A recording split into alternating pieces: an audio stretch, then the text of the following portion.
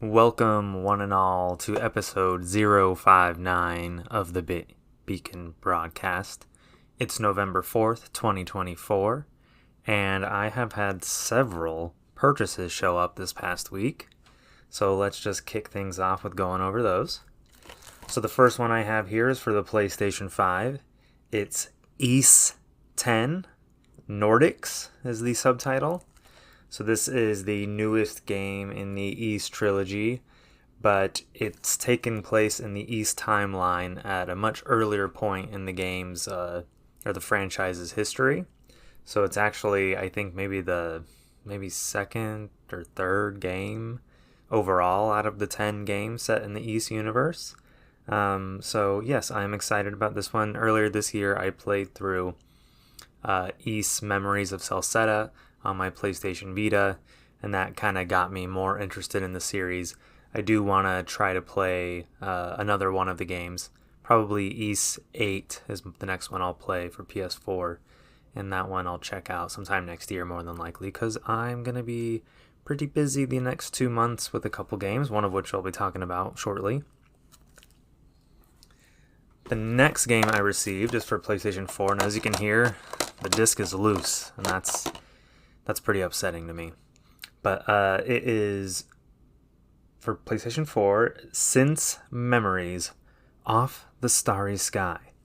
And so this is a visual novel for PlayStation 4 and Switch, I believe it also released on. And of course you can play it on your PS5. And I try to play through at least one visual novel a year. And this one, I don't know if it'll be my next one, but, I hope to get around to it at some point. It comes from a prestigious developer, Mages, who are known for their expertise in visual novels. So I'm excited to check this one out eventually. It's got some nice art on the cover, and it's published here in the West by P-Cube, who are known for bringing over a kind of niche Japanese game, so that's cool. Okay, my next game I have here, it's not loose because I actually picked this up in person at GameStop because they had a nifty bonus, and this would be Life is Strange Double Exposure. So Life is Strange Double Exposure is the continuation of Max's journey in this world, in this universe, or whatever you want to call it. And Max was the original protagonist from the very first Life is Strange game. And I believe this is set about 10 years later. It follows Max as she is now I believe a professor at some university somewhere. I can't remember what part of the U.S. it is, but I believe it's called Caledon University. But so I'm excited to play as Max again. It's another game I want to play. I just don't know when I'm going to have time to do it. GameStop did have an exclusive pre-order bonus where you got a steelbook for the game with your pre-order. So that's kind of why I went out of my way to pick it up at GameStop. And the steelbook's pretty nice. It's not too different from the actual cover of the game itself, but it's got a nice wrap. It's got kind of like this Northern Lights vibe going on in the background above the university, and this cool Polaroid imagery, Max being a photographer. And I hear that photography has a much larger part of the gameplay in this new game. Okay, my last purchase last week, and the game I'm currently playing through, or I've started playing through, I should say, is Dragon Age: The Veilguard. So this is, I don't know, maybe a contentious title right now because of, drama surrounding its alleged wokedness. Which is funny to me because Dragon Age has always been a series that has allowed player freedom to explore maybe non-traditional relationships and things like that, going back to the very first Dragon Age in was it 2008 or 2009, Dragon Age Origins. So I don't know. I just find it strange that people have latched onto this game as being like some kind of agenda pushing thing when it's always been that. BioWare games have always been that. I don't understand why people are upset about it now all of a sudden. But anyways, I love Dragon Age for the characters, the lore, the world building, just the dark fantasy vibe of it all. And this one's no exception to me so far. I'm really enjoying it. The gameplay itself has gotten a lot more action-based. I will admit it's taken me a little bit of time to adjust, and I'm still kind of adjusting to the combat. I'm playing on normal difficulty, which hasn't proven too difficult outside of a couple fights. I think I wandered in on some like world boss that I maybe shouldn't have wandered in on quite yet, and it ended up being like a 10-15 minute fight, but I did finally eventually beat it just by chipping away at its damage. I was doing like, 10, 20, 30 damage with most of the hits for my character, and the boss must have had like over 10 or 100,000 HP. It was crazy. But I nearly died so many times, but I did manage to get through that eventually. But yeah, I'm just enjoying getting to know the different companion characters that kind of can join you on your journey. And so far, it hasn't been real crazy with like choice options, but I also have only done like the first 3 chapters of the game, and now I'm kind of exploring some of the companion side quests and things like that.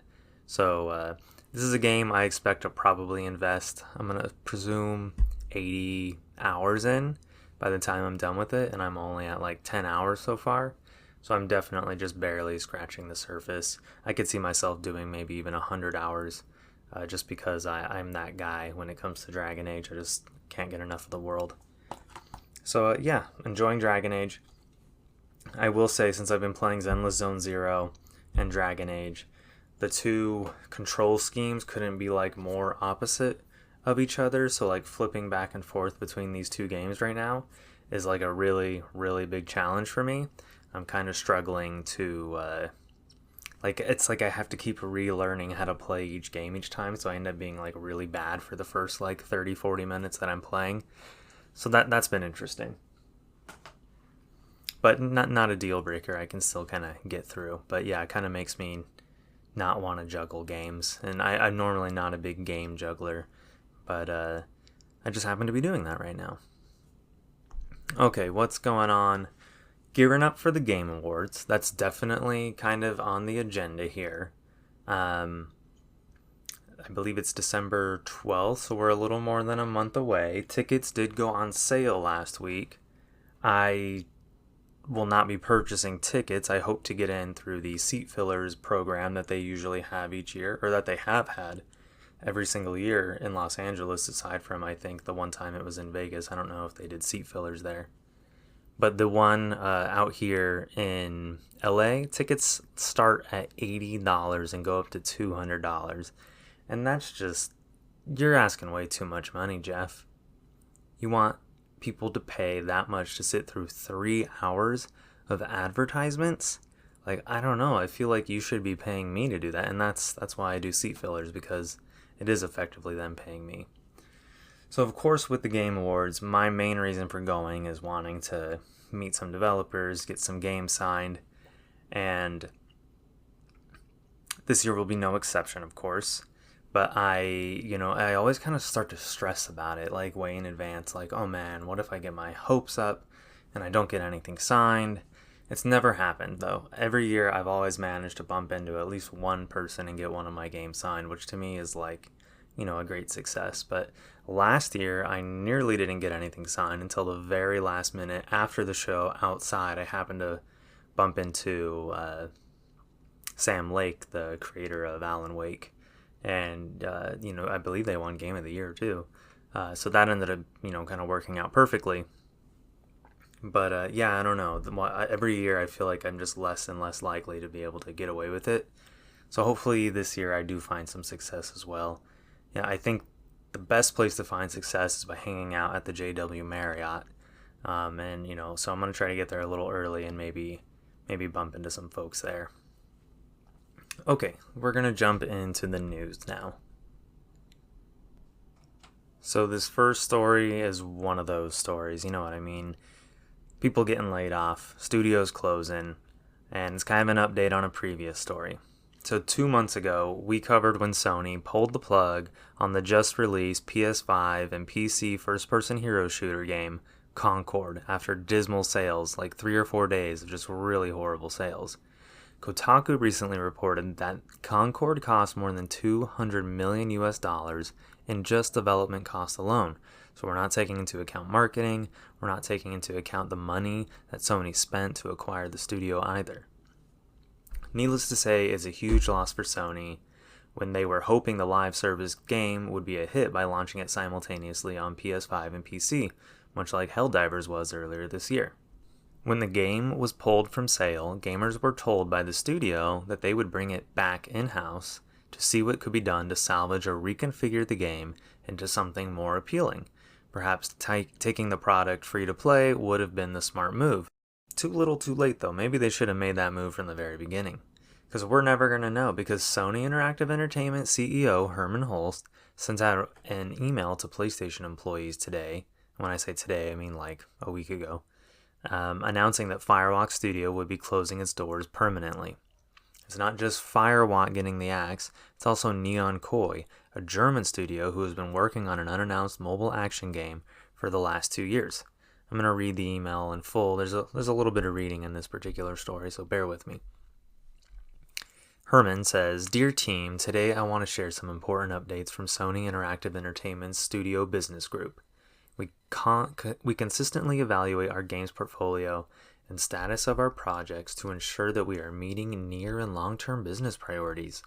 As part of our ongoing efforts to strengthen Sony Interactive Entertainment's studio business, we have had to make the difficult decision relating to two of our studios, Neon Koi and Firewalk Studios. Expanding beyond PlayStation devices and crafting engaging online experiences alongside our single-player games are key focal areas for us as we evolve our revenue streams. We need to be strategic, though, in bringing our games to new platforms and recognize when our games fall short of meeting player expectations. While mobile remains a priority growth area for the studio business, we are in very early stage of our mobile efforts. To achieve success in this area, we need to concentrate on titles that are in line with PlayStation Studios' pedigree and have the potential to reach more players globally. With this refocused approach, Neon Koi will close, and its mobile action game will not be moving forward. I want to express my gratitude to everyone at Neon Koi for their hard work and endless passion to innovate.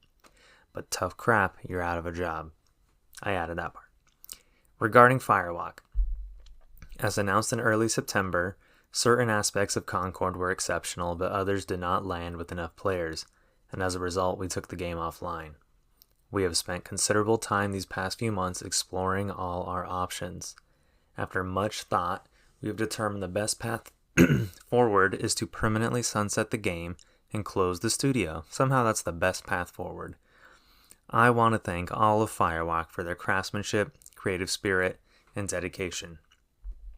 The PvP first-person shooter genre is a competitive space that's continuously evolving, and unfortunately, we did not hit our targets with this title. We will take the lessons learned from Concord and continue to advance our live service capabilities to deliver future growth in this area. So there he is, doubling down on the live service future. I know none of this is easy news to hear, particularly with colleagues and friends departing Sony Interactive Entertainment. Both decisions were given serious thought, and ultimately we feel that they are the right ones to strengthen the organization. Neon Koi and Firewalk were home to many talented individuals, and we will work to find placement for some of those impacted within our global community of studios where possible. I am a big believer in the benefits of embracing creative experimentation and developing new IP. However, growing through sustainable financials, especially in a challenged economic environment, is critical. While today is a difficult day, there is much to look forward to in the months ahead from the Studio Business Group and our teams. I remain confident that we are building a resilient and capable organization driven by creating unforgettable entertainment experiences for our players. Thank you for your continued support. So, Herman Holst has gotten really good ever since he no longer works at Guerrilla Games. They were the people who made games like Resistance, or sorry, not Resistance. They make the Horizon Zero Dawn games, but before that they made, oh gosh, what are those? I can't think of it. They have the Hellgast. The Hellgast are the bad guys. Why can I not think of the name of the game? Oh well. So after Herman leaves there, he joins up Sony in a corporate role, and now he's just really great at writing these studio closure notices. Gotta love it. God bless him. So Firewalk, after the news broke, issued their own statement on the closing of the studio. And they issued this on X, formerly Twitter. So this is a much shorter one. Well, maybe not that much shorter. Firewalk is signing off one last time. Firewalk began with the idea of bringing the joy of multiplayer to a large audience. Along the way, we assembled an incredible team who were able to navigate growing a new startup into a team during a global pandemic. Firewalk was founded in 2018 and was very small for its first couple years, only entering full production in 2022. Then they built a customized next-gen first-person shooter engine in Unreal 4 to Unreal 5, delivering top-tier gameplay feel, beautiful worlds, and a performant 60 frames per second technical experience on a stable and scalable backend on PS5 and PC to hundreds of thousands of players in our beta. Manage an acquisition, integration while readying technical and preliminary test, and ultimately ship and deliver a great first-person shooter experience to players, even if it landed much more narrowly than we hoped against a heavily consolidated market. We took some risks along the way, marrying aspects of card battlers and fighting games with first-person shooters, and although some of these and other aspects of the IP didn't land as we hoped, the idea of putting new things into a world is critical to pushing the medium forward. The talent at Firewalk and the level of individual craft is truly world-class, and the teams within Sony Interactive Entertainment and across the industry will be fortunate to work with them. Please reach out to recruiting at PlayStation for inquiries, and thank you to all the very many teams, partners, and fans who supported us along the way. See you in the Tempest, Firewalk Studios, End Transmission. Hey, that's my line, dude. Don't say that. Okay, so the podcast is not over. The End Transmission was part of his announcement, I guess. So to me, it's sad to see so many developers lose their jobs, of course. I think Sony would be able to repurpose the studio somehow. I just can't see it making all that much sense to just close it wholesale. But perhaps they're just going to write off this studio, write off this game, and take it as a loss instead and save a bunch of money on their taxes. That's my best guess. For our next story, we're talking about a different Sony studio who's also kind of seeing some problems behind the scenes, but not to the drastic effect that Firewalk did. So Stephen Toledo of GameFile published a report this week that Insomniac Games, the developers of Ratchet & Clank and Marvel Spider-Man, is having some problems with their upcoming Wolverine game, and there's been kind of a behind-the-scenes shakeup going on over there. So Wolverine creative director Brian Horton is no longer with Insomniac as of this past summer. Brian Horton is now serving as creative director at Xbox first-party studio, The Initiative, where they are jointly developing the Perfect Dark reboot alongside Crystal Dynamics.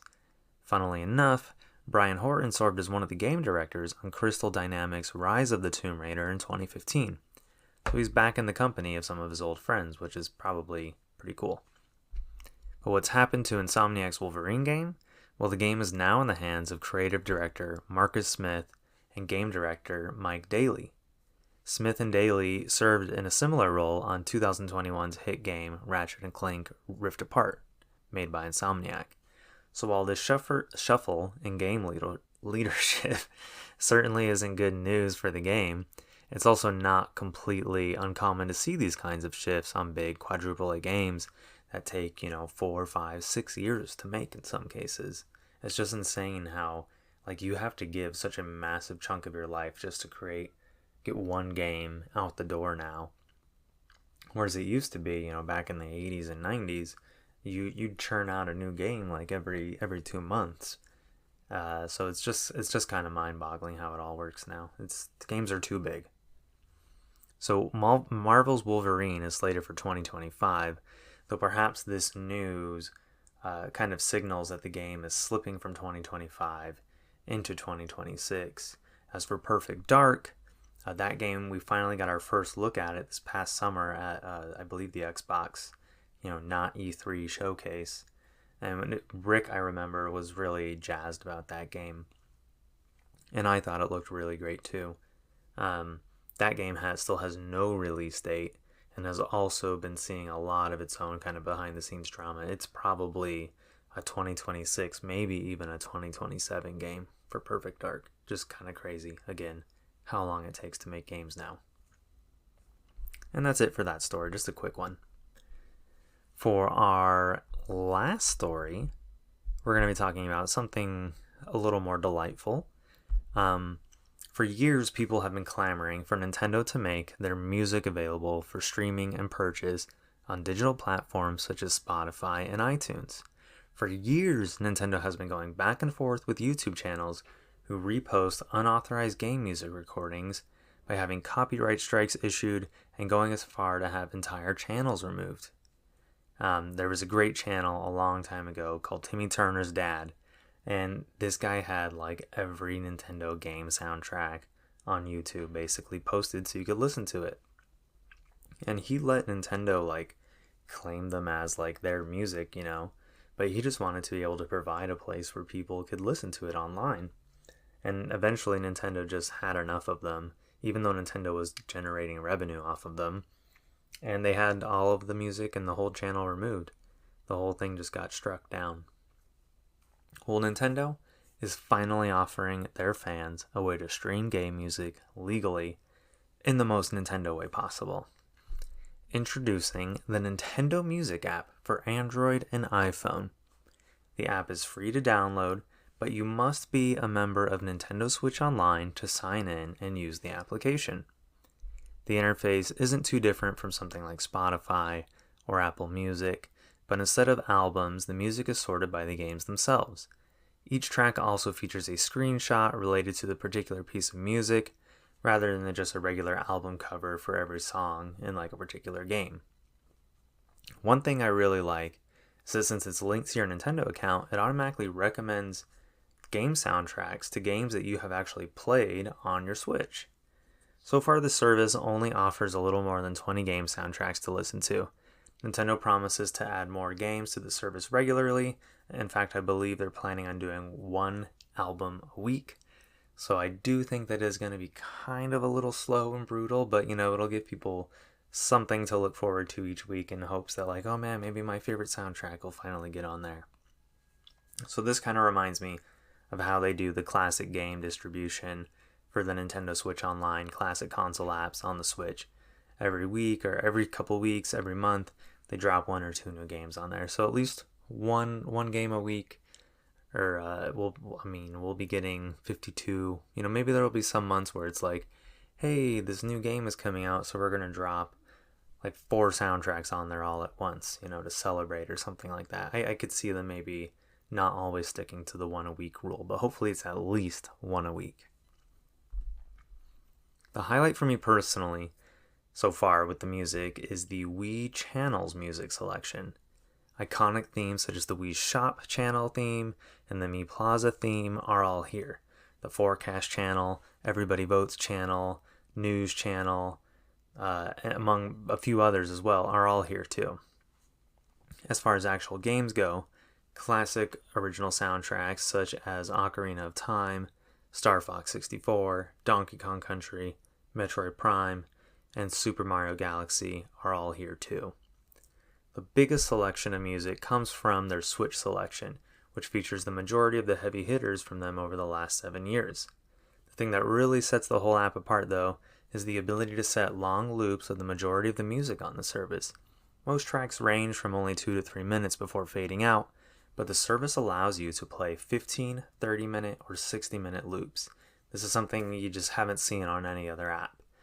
Nothing like Spotify has this. I have no doubt that this is a reaction to seeing the massive amount of views that the many long playing loops of music found on sites like YouTube have. Anyone ever like played a 10-hour loop of like a particular track in the background before? Like that's the kind of stuff, that I think inspires having these long loops. A lot of game music is designed to loop, There's sort of like an intro that you only hear once to a musical piece, and then you never really hear an outro. It just fades out when you switch to like a different area, or some kind of encounter happens in the game. But you can potentially hear a song go for 10, 15, 20, 30, 40 minutes or longer. And so this provides a way to sort of make it feel like you're listening to a game, rather than, and that seems to be kind of what they're pushing here. They want you to be listening to the game, not so much listening to a soundtrack. It's an interesting plan. Like I said, in the most Nintendo way possible to do this. So I have no doubt that, this is like probably a passion project for a group of people at Nintendo. And while the selection is fairly minimal, I do think it's a promising start, and I do salute them for finally figuring out a way that makes sense for them to like support the people that love their music. One thing I will say I am really disappointed about is that there is zero credit to the actual composers of any of the music in the app itself. Like, you can't see who composed what track. It's all credited effectively to Nintendo or just that individual game title. So I think Nintendo did really drop the ball back there. I did go into the settings and go to the feedback area, and I did send them a little note saying, hey, that's pretty scummy that you guys aren't giving credit to the composers. But Nintendo, for whatever reason, does not want to give credit to anyone. It's really weird. Like, sure, like when you beat a game, the credits will roll and you can see everyone involved. But like at their new Nintendo Museum, they don't talk about the human element of like any of their creations or any of the individual games, any of the hardware. It's just all Nintendo made this, Nintendo made this, Nintendo created that. It's just all about like glory to Nintendo. But I think it's time to give the creators their due as well. End transmission.